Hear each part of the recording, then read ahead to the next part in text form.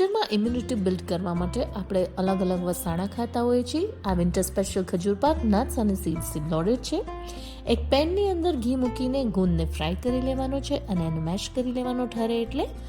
ત્યારબાદ એ જ પેનની અંદર આપણે બધા ડ્રાય ફ્રૂટને વારાફરતી એડ કરતા જઈને ધીમા તાપે સરસ રીતે ગોલ્ડન થાય એવા રોસ્ટ કરવાના છે. છેલ્લે આપણે એમાં પિસ્તા, અખરોટ, પમ્પકિન સીડ્સ, સનફ્લાવર સીડ્સ, સફેદ તલ, સૂકું કૂપરાનું છીણ અને ખસખસને એડ કરીને એને પણ સુગંધ આવે ત્યાં સુધી આપણે રોસ્ટ કરશું અને એક પ્લેટમાં ટ્રાન્સફર કરી લેવાના છે. ત્યારબાદ એ જ પેનની અંદર ફરીથી આપણે અડધો કપ જેટલું ઘી એડ કરીને 4 કપ જેટલું બિયા કાઢેલું સોફ્ટ ખજૂર એડ કરવાનું છે અને એને મેશ પણ કરવાનું છે.